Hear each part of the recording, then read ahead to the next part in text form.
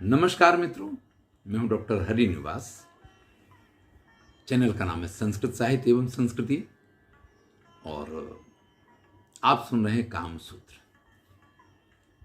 2 दिन प्रस्तावना के थे क्योंकि ये विषय ऐसा है कि जिसको एक प्रस्तावना की आवश्यकता है। हमारे समाज ने इसको इस प्रकार से प्रतिबंधित कर दिया है जिसको किसी प्रतिबंध की आवश्यकता नहीं है, जो सबके लिए अनिवार्य है, लेकिन फिर भी जो स्वयं इसको करते हैं वो भी इसको प्रतिबंधित करने की कोशिश करते हैं। चलिए, कल के वीडियो में कहा था कि जय मंगला टीकाकार यशोधर जो मंगलाचरण करते हैं अपनी टीका से पहले, उससे हम इस ग्रंथ का प्रारंभ करेंगे। नमो धर्मार्थ कामेभ्यः तत्कामेभ्यो नमो नमः। त्रिवर्ग मोक्ष कामेभ्यो कामेभ्यस्त्व मितम नमः। भाई 4 वर्ग हैं, 4 पुरुषार्थ हैं, उसकी चर्चा हमने पिछले वीडियो में भी की थी। यहां पे भी उसी बात को कहते हैं कि उनमें से 3 वर्गों की चर्चा करते हुए कहते हैं कि धर्म अर्थ कामेभ्य, जो त्रिवर्ग हैं धर्म अर्थ और काम, तत्कामेभ्यो नमो नमः, उसमें से मैं काम को नमन करता हूं। धर्म अर्थ काम, ये जो त्रिवर्ग हैं उसमें से मैं काम को नमन करता हूं। त्रिवर्ग मोक्ष कामेभ्यो, क्योंकि इन तीनों वर्गों का लक्ष्य है मोक्ष की प्राप्ति, यानी जो चौथा पुरुषार्थ है उसकी प्राप्ति करना ही इन 3 पुरुषार्थों का वास्तविक लक्ष्य है। लेकिन धर्म से और अर्थ से मोक्ष की प्राप्ति संभव नहीं है। उसकी प्राप्ति अगर करनी है तो आपको काम की सीढ़ी पे चढ़ना पड़ेगा। कामेभ्यस्त्व मितम नमः, इसलिए मैं काम को नमन करता हूं। मैंने आपसे कहा था ये नियम सर्वसाधारण के लिए है। आप भगवान शंकराचार्य का उदाहरण देकर के या किसी इस प्रकार के जिनको हम अपवाद कह सकते हैं, किसी का उदाहरण देकर के ये मत कहिएगा कि मोक्ष के लिए काम की अनिवार्यता नहीं है। सर्वसामान्य को अगर मोक्ष के मार्ग पे पहुंचना है तो उससे पहले धर्म अर्थ और काम, इसके बाद ही मोक्ष की सीढ़ी उसको मिलती है। और उसमें भी कहते हैं कि धर्मश्च अर्थश्च हेतुत्वात्, धर्म अर्थयो हेतुत्वात् काम एव फलभूतः। इनमें धर्म और अर्थ तो कारण हैं, उनका कार्य, उनका फल तो काम है। चूंकि ये चर्चा हम पहले कर चुके हैं इसलिए मैं इसको विस्तृत नहीं कर रहा हूं।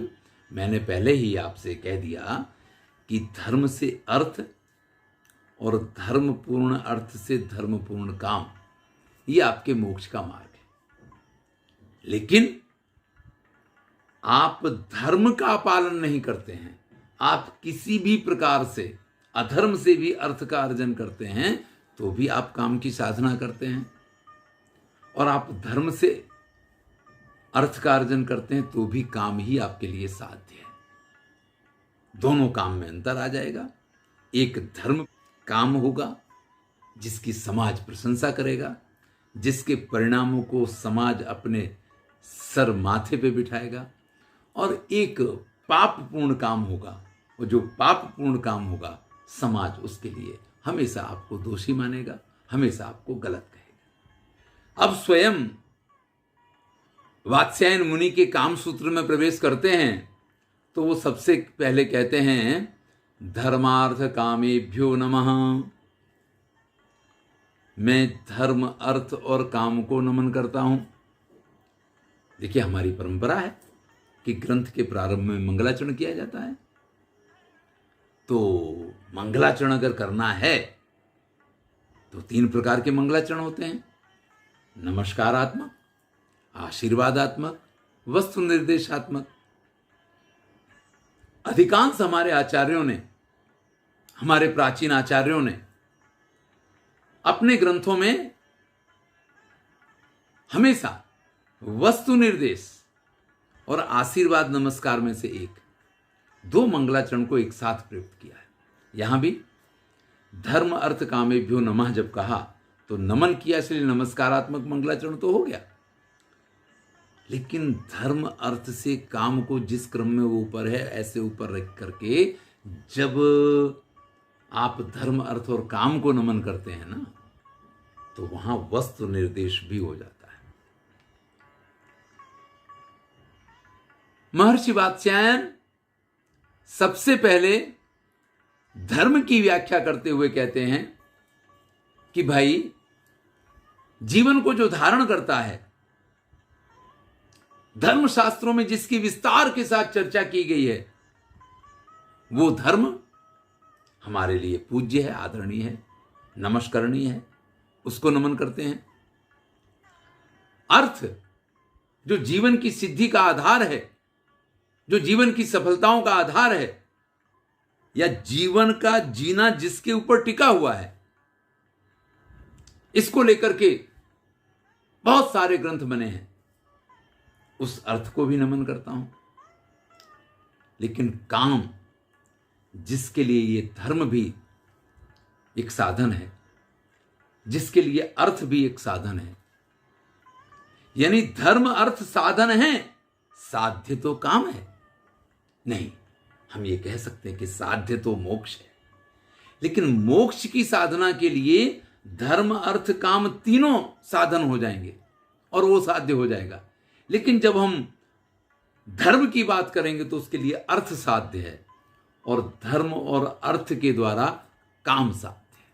इसलिए मैं उस काम को भी नमन करता हूं।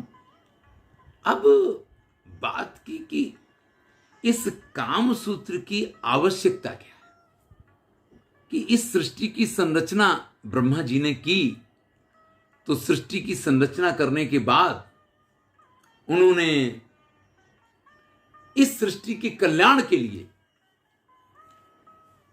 कुछ विशद ज्ञान के भंडार को भी प्रस्तुत किया। यहां स्पष्ट लिखा है, प्रजापतिर्हि प्रजा सृष्टा तासाम स्थिति निबंधनम त्रिवर्गस्य साधन मध्यायानाम शत सहस्रेण अग्रे प्रोवाच।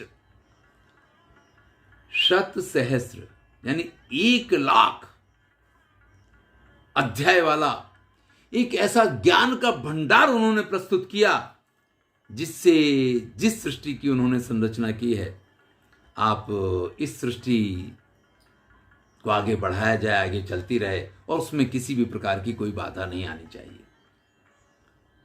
अब ब्रह्मा जी ने जब ये 1,00,000 अध्याय वाला एक ज्ञान का भंडार प्रस्तुत कर दिया, तो इसमें से जो महाराज मनु थे, तस्यैक देशम स्वयं भुवो मनुर धर्माधिकारिकम पृथक चकार, उसमें से एक भाग को, जिसको आप धर्म कह सकते हैं, महाराज मनु ने उसको लेकर के अलग, जिसको आप मनुस्मृति के नाम से जानते हैं, इस प्रकार का ग्रंथ तैयार कर दिया। उसके एक भाग को लेकर के बृहस्पति जी ने बृहस्पतिर अर्थाधिकारिकम, अर्थाधिकारिक ग्रंथ की संरचना कर दी। लेकिन धर्म पे बात करने वाले थे, अर्थ पे बात करने वाले थे, काम पे बात करना सरल नहीं था।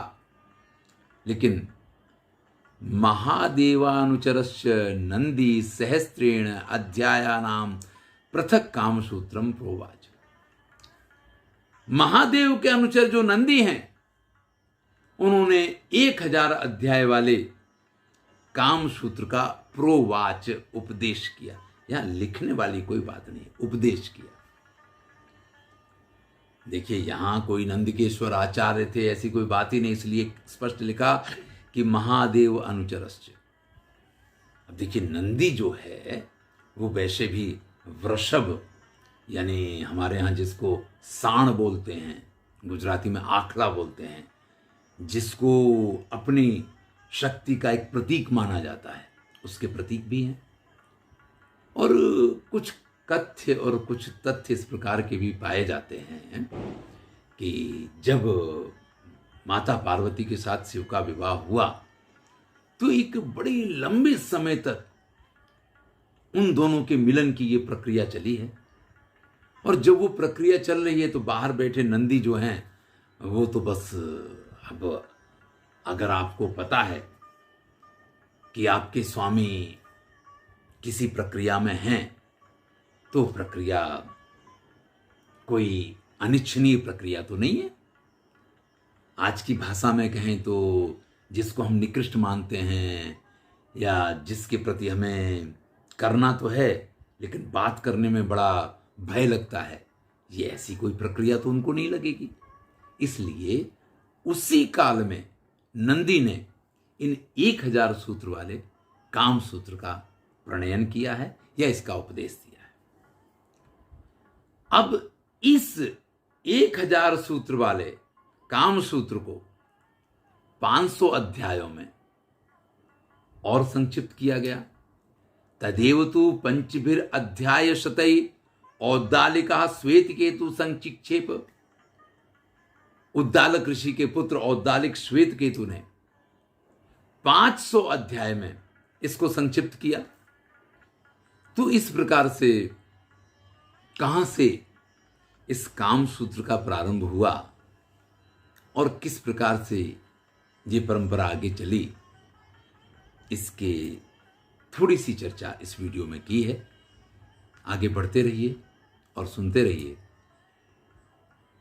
जैसे जैसे हम आगे बढ़ेंगे आपको इस ग्रंथ की महानता के बारे में मालूम पड़ेगा। धन्यवाद। ये 500 अध्याय का जो श्वेत केतु के द्वारा संक्षिप्त किया गया, जिसमें 500 अध्याय उसको तो संक्षिप्त कहा जा रहा है, वो किस प्रकार से और संक्षिप्त हुआ, इसकी चर्चा और कुछ और बातें आप अगले वीडियो में सुनेंगे। मैं हूं डॉक्टर हरिनिवास और आप इस समय सुन रहे हैं काम सूत्र। महर्षि वात्स्यायन की रचना है, अनुपम कृति है और संभवतः मेरे प्रस्तुतिकरण के बाद आपके मन में से ये कोई अचिंत्य विषय है या अचर्च्य विषय है, ये बात आपके मन में से निकल जाएगी। धन्यवाद।